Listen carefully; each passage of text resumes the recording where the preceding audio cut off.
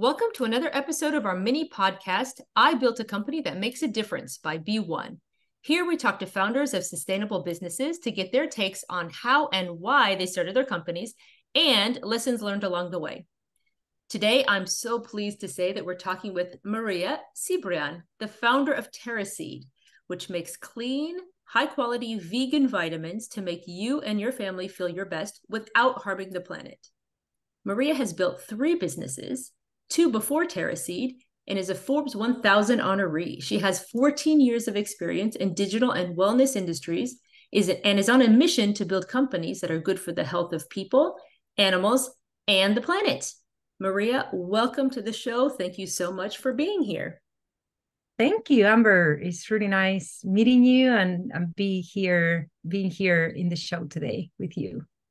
Wonderful. I'm so excited to hear about all of the businesses that you've built, especially Terraseed. This is the last one, your latest venture. But can we start by you telling us a little bit about yourself and your background, where you're from, what your educational background is, and your previous experience? Okay. Well, I've been all over the place, to be honest. I'm 52 years old, and I did my economics degree when I was younger. And I never thought about building businesses or anything, but I guess that I've always been a little bit of an entrepreneur. Like always starting like new projects and having that mindset. But at the beginning of my career, I focused more on social work, and that's what I did for a while. So I was working with all kinds of disadvantaged people, from kids in Bolivia, like street kids, to a psychiatric hospital in Edinburgh. So, like in Scotland. So I've done like a lot of different things, like especially working with people. I love people. That's one of my passions in life is people. So I had a chance to work with a lot of amazing human beings, going through the toughest situations you could ever think about. But then I had my kids, and I took a few years off to just raise them and be with them. And for me, it was very important to be with my kids, in these first early years. And then after that, I was like, oh my God, what could I do now? And I always loved photography and video production, that kind of thing, as a hobby, if you want. And then my husband, who is also in that space, we decided to build a company creating videos, so a video production company, also photography. And a lot of customers were asking, hey, can you build this website for me? And we started like, yeah, okay, let's do it. So we started learning how to build websites, and we started getting more into the tech space. And then from there, working with my husband was pretty challenging. Like the toughest fights we've ever had is been around work. And Sure. we decided, okay, this is not working. So I started building my own startup, and I ended up building the first Spanish language yoga meditation online platform for this market. So I ran that business for almost 6 years until I got acquired, or the company got acquired by Gaia, which is a big company based in Boulder, Colorado. So I moved there with my family, and I started working for Gaia to help them expand into Spanish language markets, German and French language markets. So I did that for 3 years. It wasn't easy, I'm not going to lie, being an entrepreneur and always like being there with that agility, if you want, like, right? Like you're so flexible and agile, making decisions, making things happen. For me, it was really hard to be in a big company where everything was slow and there was a lot of red tape. And, I felt like in jail. I felt like, oh my God, I can't do anything. All my ideas, like I can't make them, come to life. So I decided to build my next business, and I partnered with my co-founder, Java, and we started this business together. And, I'm a vegan, and when I decided going vegan, I'm also a mountain runner, like long distance mountain runner. And I was very worried about my my nutritional needs, right, as an athlete. So I started researching, and I found out, okay, I need to supplement with all these supplements, right? Like B12 and D3 and omegas and zinc and folates, like all these different vitamins and minerals. So I started taking all these supplements, and I soon after I found out they were made with animal derived ingredients. And it's amazing, in the US, you're not forced, or you are not required to disclose the use of animal derived ingredients in supplement facts labels. So I was like, this is terrible. Like, I'm a vegan. I hate eating like animal products, and now I'm taking all these animal products in my vitamins. This is crazy. And then all the plastic, it was like all these bottles full of plastic. And this industry is a cheap industry. I can tell you now that I'm working, behind the scenes. I see how things are done, and the quality of products are, like not the highest. And especially when it comes to packaging, brands normally go for the cheapest solutions. And that means, virgin plastic, very polluting, not think about the environment at all. So I decided with my partner at the time, my co-founder, we decided to build the most ethical and sustainable supplements on earth. And that's how everything started.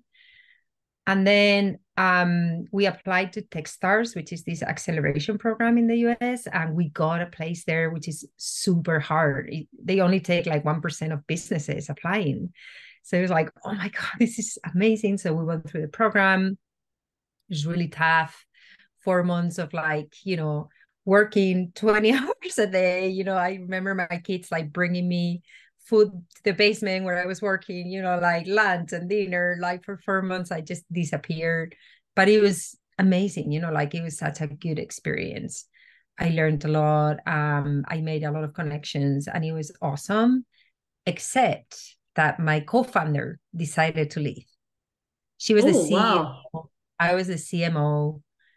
I wasn't even like like she had more skin in the game in a way, and she was very young. She was 26, and we were good friends from work. And I was there also to sort of coach her, because I had gone through the whole cycle of building a business, selling it. So I knew what it would take to build Terraseed, right? Mm-hmm. But this is not for everyone. I think starting businesses, being an entrepreneur, is just so hard. And after going through Techstars, we were under a lot of pressure. And she, she always wanted to be an actress, and she wanted to pursue like that career. And she thought like the pressure was too high.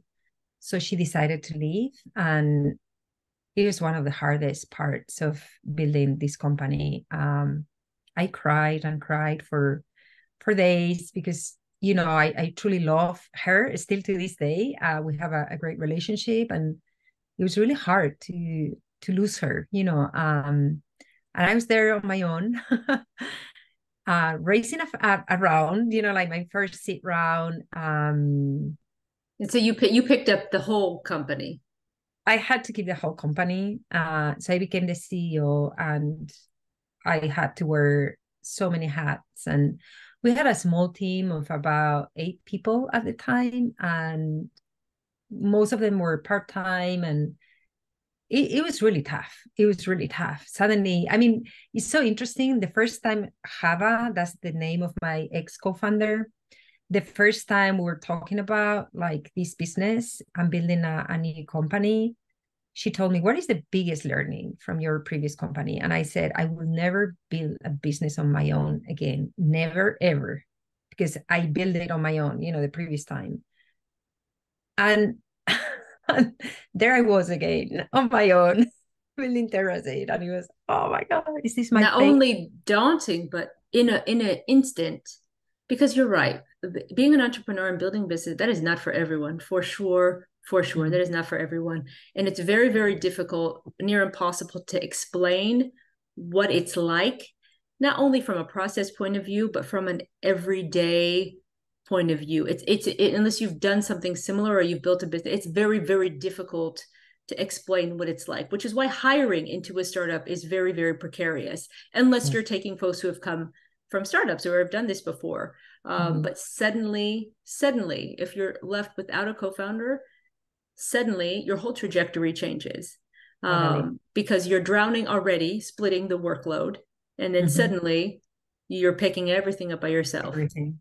And it's interesting. I got a lot of support from Techstars, which was great, but they were very honest. They told me like most businesses will die, you know, in a situation like this. It's not the same as starting your own business as a solo founder than finding yourself being a solo founder because your co-founder leaves. So there I was, you know, like building Terraseed, trying to get everything, you know, like just manage everything and make sure like the business wasn't falling apart. And also racing, which is very distracting, it's very time consuming. So it was like for a few months, I was like, oh my God, to the point I think I was a bit burnt out, you know, like there was one day that I just woke up and that's happened to more people. It's just the weirdest thing ever. I've never been depressed or had anxiety or anything like that. Of course, it's stress, you know, of like being under pressure and all of that. But I just woke up one day and I was kind of like frozen, you know, like I couldn't talk, I couldn't move. I was just there totally blocked, like almost like I didn't know what to do next. But it got to the point that I would spend like hours sitting just silent, unable to do anything. It was so weird. And my husband got really worried, like, hey, Maria, are you okay? And I was like, I don't know. I don't know what's going on with me. And then later I found out that's a burnout. You know, that's something that happens to more people. But then I guess because I've been a social worker and I'm somehow spiritual, you know, like I sort of pull all my resources, right? Like the people I knew could help me. And I started therapy and, you know, like I started taking care of myself more. And I got out of that hole. And it didn't take long, you know, so the business was still up and running. And then I said, okay, you know, let's just build Terraseed with what we have here, right? Did you consider ever finding another co-founder, or how did you switch to, okay, the options in front of me are this, and you know, something like shutting down your business, that's always an option. It's not the, you know, that's always, you know, on the side, that's always there. So of the options that you had available in front of you, one might be finding another co-founder, one might be saying, all right, let's go this alone. How did you get to, okay, I'm going to do this, okay, I'm going forward alone? Yeah, I guess that's a little bit my personality. Like I will not give up no matter how hard it gets. And that's me, for example, when I run races, you know, like I run mountain races with a lot of elevation, and my best times are in the uphills, you know, like that's who I am. The more difficult it gets, it's almost I pull that strength from somewhere, and the better I perform in a way. But that was too much, you know, that was like way too much. So I had to think about it, and I was like, okay, well, these are the options. And, you know, like having a therapist to talk to, because at the end of the day, this is not about like practical way of thinking or making decisions with your head. You bring your whole being into your building a business, right? And who you are and how you deal with situations and emotionally, spiritually, like is so important. So for me, going through that therapy taught me a lot of things about myself that I could use to change things about the way I run my business and the way I build it and the way I face the situation and the way I move forward. And one of the things was, and I think honestly, a lot of entrepreneurs have these. I don't know if you've heard about the Enneagram system of I like, am a 3. okay, I'm an 8, right? I'm the challenger. I'm like a lot of entrepreneurs are number 8s. And we are built in a way that we believe that we are very tough. That's a belief. And that's what happened to me, right? Like, oh yeah, I can deal with everything that comes my way. And then I learned in therapy that that was just like an armor I have, right? Like that I've been building to face the hard things in life. And I have this belief that is limiting my potential in a way, right? Because armors are strong, but also they weigh a lot. Restrictive. Yeah. They can be destructive and they can make you detached from things. And, like, it gets a bit deeper, and I'm not going to get into my therapeutic process, but just just to try and explain how I ended up making this decision of like, continue with Terraseed and everything. So by that, learning about myself and bringing that to the table and not being afraid of like being vulnerable and feeling low and feeling weak and all these things, like that helped me a lot. And then on the other hand, I was like, I know I'm building something meaningful here. I know I'm building something that is worth. And that's been like so important, so huge. Every step of the way, like when things go in, in the not the right direction, in the wrong direction, if you don't build a company or a project with a purpose, not even passion. I think passion and purpose are two very different things. And I have both, but I think I have more like the purpose. And if you don't have that, if you don't have your mission, it's just so hard to just continue, right? Well, as you said, things will inevitably, when you're building a business, things will inevitably go left way more than you could ever imagine. And if you don't have the why and the purpose really crystallize in your head, how do you pull yourself back to a center line? It's really, really tough. It's, for me, it's every Q4 when I think, oh my God, it's the end of the year already. It was just January. I was just doing, laying out the strategy for the year. For me, it's every single Q4 where I really have to take time and realign with my, what the heck? What the heck? What the heck? What is the why? What is the purpose again? And really focus on that so I can get through to Christmas. And then on the other side and of then Christmas, start all over over again. Yeah. It's so interesting. I have one of my mentors. She's called Julie Penner. She's in Boulder, and she has this company called The Soul of Startups. And she writes a lot about entrepreneurs, and like she brings like all these different aspects of being an entrepreneur, and she's great. And she wrote this article about the reasons why founders start businesses and how sometimes these reasons are very light and very powerful, and sometimes they are very dark. Like I want to show my mom that I'm better than my brother, for example, or I want to get a lot of money no matter what, or I want power, or like, and then the light ones could be, like, of course, my mission, and I want to change the world, and I want to do the best I can for the environment in this case, and normally we share a little bit in both. And being conscious about that is also, I think, very important. Being aware of who you are as an entrepreneur and what's driving you, what was your motivation, right? So for me, I guess that this is a almost like a life experience. Building a business is a life experience in many ways. And this is something I find about Terraseed that is also bringing something very interesting to my life. I'm not saying it's easy. I'm not saying it's it's super hard. It's brutal. At times it's just so brutal. But it's a learning, it's a huge learning experience, and I love that. I love that too. Building a business, I've come to understand, is as you said, life experience, but in such a concentrated form. And it's just about everything. It tests just about everything that you could ever imagine it would. Relationships with people, your family, from finances to, just sheer work.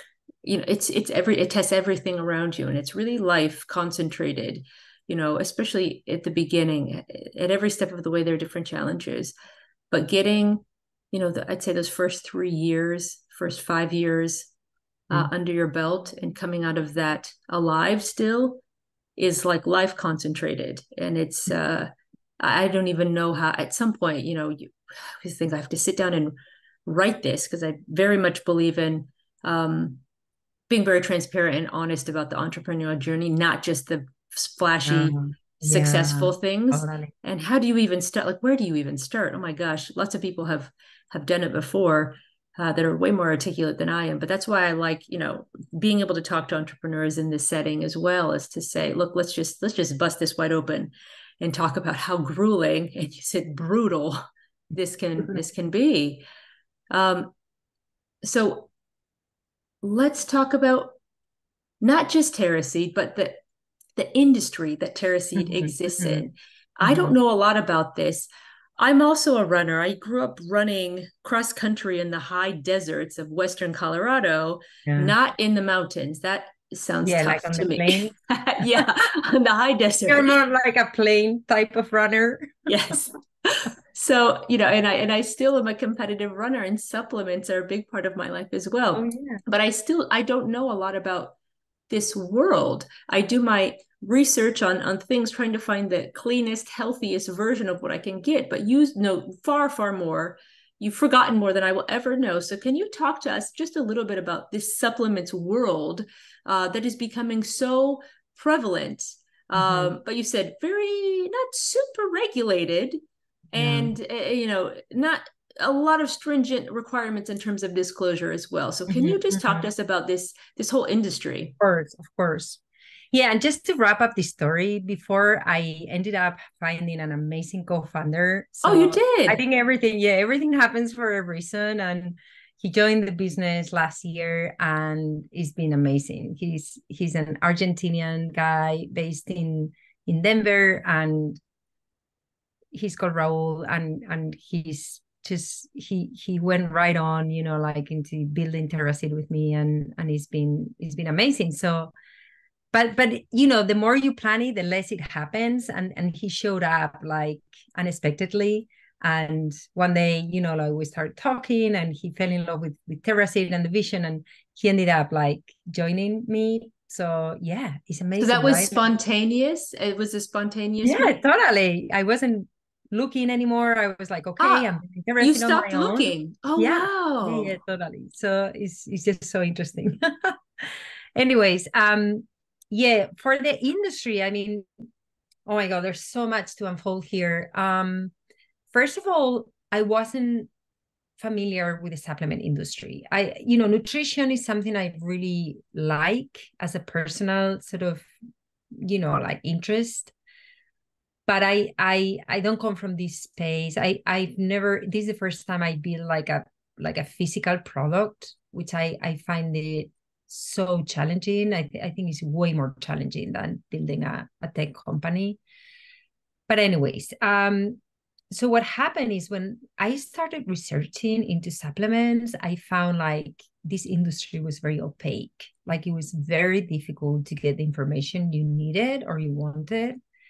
So when we started building Terraseed and building the first product, the complete multivitamin for vegans, we decided to build our own investigation about the impacts of this industry on animals and the environment. So at that time, there was someone working with us, Alex, as a volunteer, as an intern, actually. She was doing an MBA. She came from Harvard Business School, and she was working with a professor called Michael Porter, and he's one very, very well-known guy. And she was in charge of his research team. So she left that position to study an MBA and then become an investor, and now she's working with a fund. And she was an amazing investigator. So I said, Alex, why don't we build this report? Like no one has done it. We don't have a lot of money to sort of assign this to a university or something. Let's do it ourselves.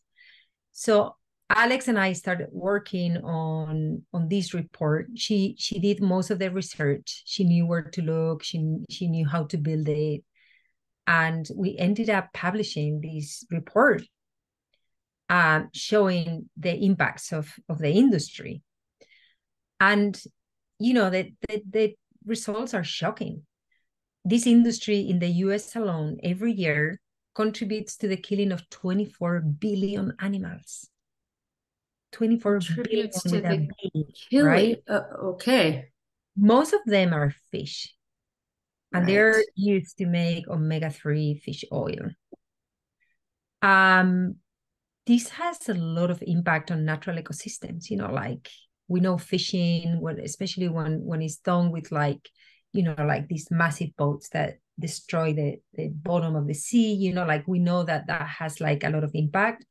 But also cows, pigs, sheep, chicken, all the byproducts of these animals are used to create supplements. So the bones, the tendons, the fat, like all the leftovers of like removing all the meat, for the meat industry, every single element or every single part of the animal is actually used for maybe pets food or supplements, or like the good part goes to products that you can see and feel, and then these other byproducts are used for things like creating gelatin or magnesium stearate, which are the main ingredients that are used in supplements, and they're made with this type of ingredients.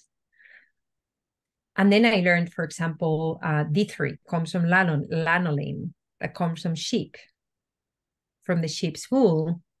And what people don't know about sheeps or like sheeps that produce wool is that these sheep have been genetically modified to have like a huge surface of skin. So each sheep can produce more wool, right? So their skin ends up like folding, Mm-hmm. and they bear so much weight on their bodies that they have to be shaved like very often. Some of them died of a heart attack when they get shaved, and these folds, these skin folds create a lot of infections and a lot of suffering to the sheep.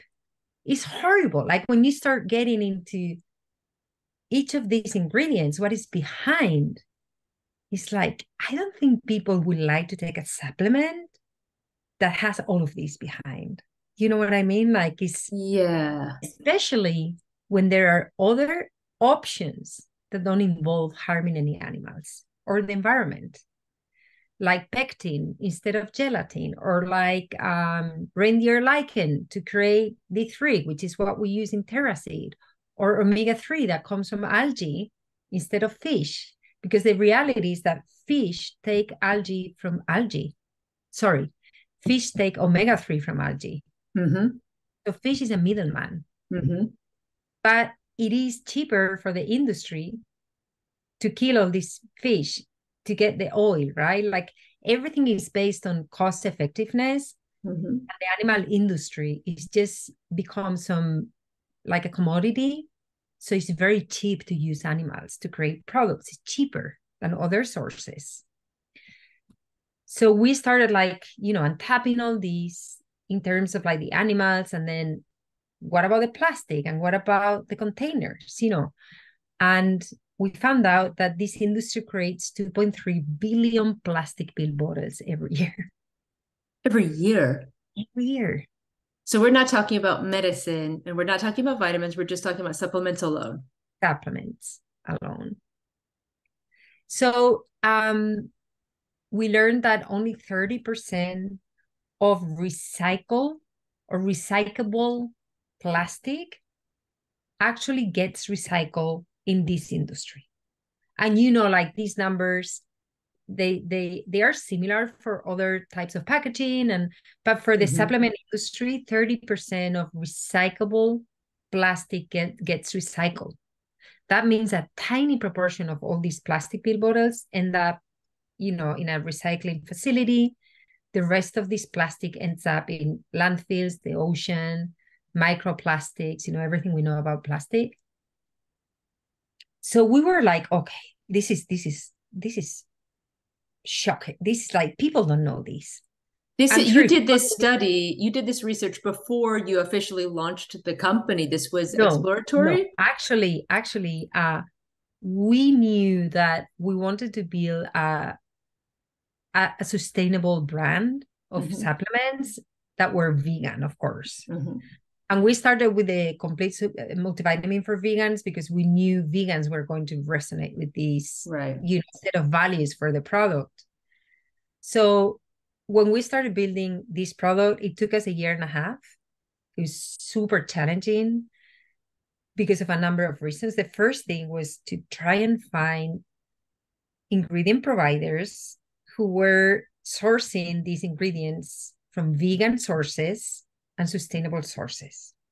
Can you explain to us, is producing a vitamin or a supplement, is that process similar to, I don't know, assembling another consumer good, in that you have to source different components for the product from different places, and then you have a production facility? How does it work? It depends. There are companies that create off-the-shelf formulations. Okay.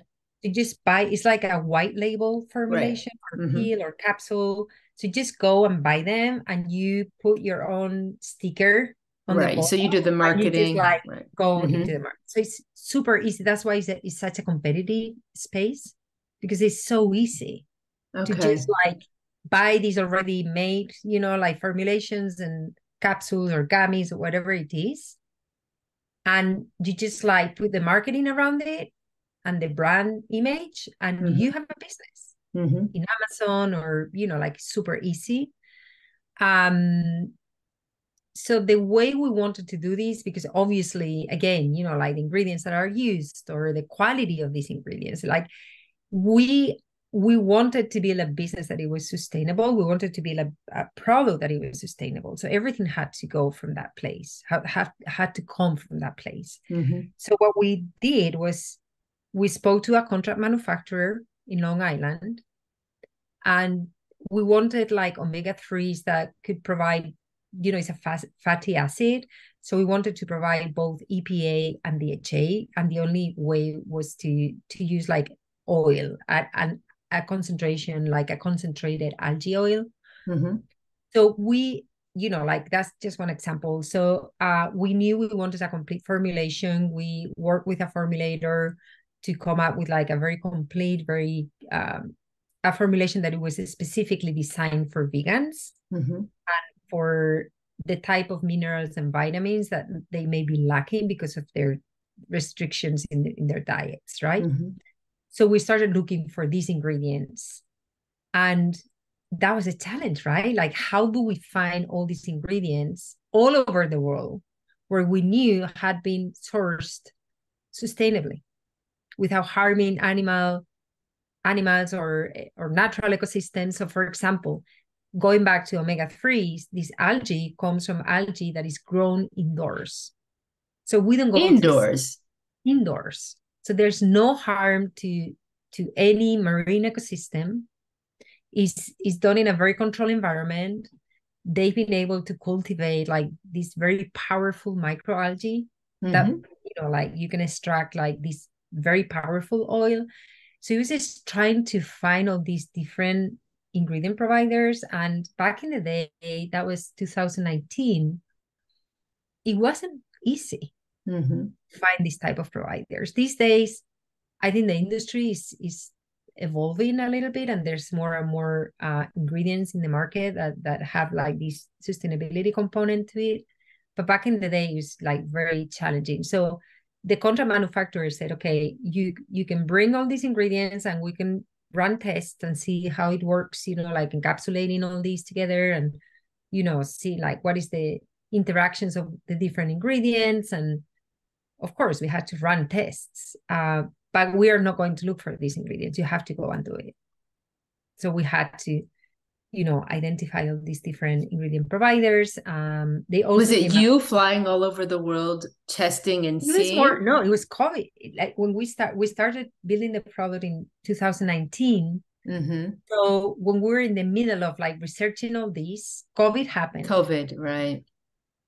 So we had to do this online, like Mm-hmm. online and email. And yeah, that was the way we could do it. So we finally found like a set of ingredients that we were very happy with. We Mm-hmm. thought they were, because not only, okay, there are like three components in supplements. So some supplements focus more on natural ingredients. For example, you can get like a B complex product from quinoa, which is Mm-hmm. great. That sounds great. And it's a natural ingredient. But the bioavailability of this ingredient, which means how able your body is to absorb that ingredient, Right. is maybe not like the best, or the efficacy or the efficiency of that ingredient is not as high as, for example, a B12 that is synthetically created in a lab. Okay. I mean, and this is like gets really technical. So that's one approach, like natural ingredients. The other approach is more like very well researched ingredients that normally are made in a lab, sometimes through like natural processes like fermentation, or like, other chemical process. Other processes are more natural. But at the end of the day, you want a balance between, like being a more natural ingredient and being efficient. And then the third aspect of this is sustainability for us. So for us, we have to balance these three things, right? And not always we're going to choose like quinoa, because we know a vegan person, you're talking about like people, some vegans need like serious nutrition, not serious, but seriously needs Mm-hmm. to cover their nutritional needs. So we couldn't Mm-hmm. risk it. We couldn't go and say, oh, this is a nice sounding ingredient with quinoa, but we know the B12 we put in our supplements has to be very efficient. So we need to go for the lab version, which is like methylcobalamin, or, the one that is giving you like really like that boost of B12. And at the end of the day, for us, it's not so much the natural ingredients, it's more like efficient and sustainable. And sometimes this ingredient made in a lab is more sustainably sourced than maybe quinoa. I don't know if you know Sure. this, but South America quinoa, production of quinoa has gone bananas, and is cost, like palm oil and other types of crops, like it's been challenging. So yeah, like that's how we tried to build like this formulation and ingredients. So it took a long time. And then of course packaging, like no one wanted to use the packaging that we came up with. We had to do a lot of tests. Is this working? Is this going to have a good shelf life? Is this type of packaging going to protect from oxidation like our capsules? And this has been like a whole process of like being very true to our mission in sustainability, and at the same time not compromising but sacrificing like costs, like the cost of creating these products. For example, it's very difficult for us to work with a co-packer because they don't have the machines that can put like this type of tubes in their machines. So they say, oh, I'm sorry, we don't work with this type of bottles. So we had to just build everything ourselves in our own warehouse, on our facility. So that's more money. So at the end of the day, we're so committed to our mission that we are willing to sacrifice our margins, but at the same time, we need to increase the price. Otherwise, we wouldn't be able to make any business at all. We wouldn't be alive. So this is a lot. This is what we talk about a lot, and I know we get some questions about this from, as you know, our community is built almost exclusively um, of sustainably minded entrepreneurs and shoppers. So on the entrepreneurial side, folks saying, look, this is the business that I intend to build. I don't see how I can survive. So can you talk to those folks or even those folks who've started businesses um, that involve production of some sort of good? And how, in your mindset, do you approach, okay, this is what I'm okay making a concession about, and this is what I'm going to stand firm on, and I'm just going to look and look and look until I find a partner who's willing to do this or understands this need. And then how do you think about viability for your business going forward? Because as you said, you still need to be here Yeah. to survive and keep going. Yeah, I think you have to have a lot of visibility about your unit economics and your costs. And then from there, I think this is a shared exercise between the company and the consumer. So inevitably, you're going to raise your prices a little bit, and you're going to be on the premium side of the products. Um, I think explaining this with the right messaging so consumers can understand like how far you take your mission, how far you take your commitment, you will find a tribe, you will find the type of consumer who will value that a lot and will be able or not able, willing to pay a little bit more. So I think at the end of the day, it's not like you can take all the burden, if you want, or the cost of building a sustainable business or a sustainable product. It has to be shared with the consumer. Otherwise, it's just not viable. But at the same time, I wouldn't be worried to, oh my God, it's going to be too expensive. And look at the competitors. Competitors, if they don't focus on sustainability, you have a huge differentiator. And for us, that's been the case, right? Like some competitors, oh yeah, we're going to start using like recycled plastic but that, is a nice to have. They know consumers are asking for that. But for us, it's part of our DNA. And I think, consumers know that. And they're consumers who love what we're doing. And they are like, you tick all the boxes. It's amazing what you're doing. They really value these. And fortunately, a lot of consumers are being more and more aware of this. And I think the sustainability tribe is growing bigger. And I think there's more opportunity. But yeah, you have to just build your numbers and make sure like your margin is good enough and is viable. Yeah, to You're keep going. viable. Yeah. Can you talk to us about what 2023 brought for Terraseed? 2023 brought my co-founder. So that's really amazing. Game changer. It brought a new product, a multivitamin for kids that we just launched in August, and it's been amazing. Like seeing how consumers are so excited about this product. We're super happy with that. It brought a lot of learnings about how to build growth and how to grow a business in these days, everything being so challenging. It's brought a lot of like focus. We have a mantra in Terraseed. I used to have this mantra in my previous company, and in this one it's the same. It's just stay focused, stay positive, because at the end of the day there's so many distractions, right? So we have to continuously do this exercise of focusing, because otherwise you just get distracted and you don't move forward. So it's been a lot of like, yeah, being focused on and being brave, like about turning from being a more like a vegan brand into a sustainable brand. I think we made that shift, like in the last year. So really betting on sustainability and just becoming more bigger on sustainability in every aspect. So I think that's been mainly like what's happened for us in 2023. Awesome. Well, to wrap up the conversation, we always do a bit of a rapid fire, just Mhm. to get some of your entrepreneurial learning. So, Mhm. what would you say was your biggest challenge in 2023? Inventory shortages. Ah, interesting. Mhm.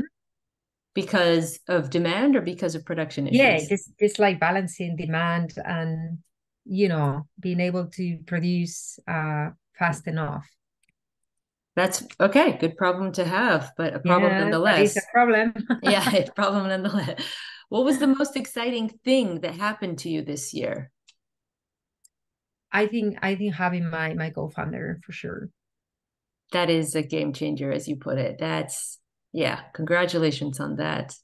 Yeah, thank Uh, you. and then in the life of Terraseed, what do you feel is your biggest success to date? Hmm. I think our biggest success is being to always stick to our mission, no matter what. That's good. I didn't realize before, a while ago, I jumped into the entrepreneurial soup. I didn't realize what a challenge staying focused would be, not just for the team, but for myself. Mhm. Saying, oh my God, this is an opportunity. That could be an opportunity. We could pursue this. This is going to ensure the life of the company. No, that's going to ensure the life of the company. And when you're working with such constrained resources in terms of people, capital, et cetera, you can't do POCs and tests and trials all over the place. So staying focused, I didn't realize that is just part of mature entrepreneurship, is to be able to stay focused and get one thing done before you start Mhm. another thing, because that's what you can Absolutely. do. That's why that's my mantra. Stay focused and stay positive. That's the next one, right? Like one day you're down, the next it will pass, like it will go away and then you will be up again. And that's the game, right? Up and down.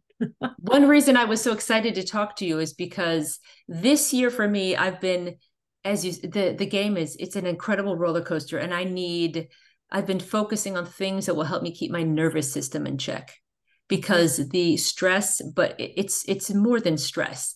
It's like the exhilaration plus the fear, the cliff that you're always on. It's fundraising, it's partnerships, it's feature delivery, it's everything that has just shot my nervous system to hell. So I was interested to connect with you and talk about these supplements, because it's an area that I A need to supplement focus that on. is really amazing for balancing. I think is sort of mood balancing in a way, and stress is ashwagandha, and maybe you've heard about it, but is this Okay. is a herb that comes from India and is more in the sort of more natural ingredient space, but is amazing. I Okay, take I'm gonna look at this then, and then probably my husband will thank you. I'm sure he will. So, on the flip side of the success, what do you feel is your biggest failure to date? Oh my, so many. I think I don't know if it's a failure, but like not paying attention to the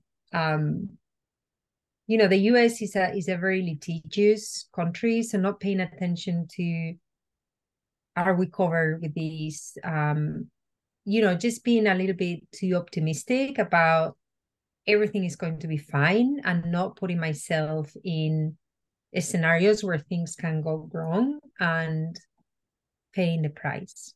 That's a really salient point. The US is a very litigious company, and often entrepreneurs think I'm too small for anyone to want to whatever. So, it's let's just forget about these T's and C's for now, or let's make sure, I don't really need a patent yet, or Yes, whatever. I don't need yes, this legal protection. That's a very salient point. Yeah. yes.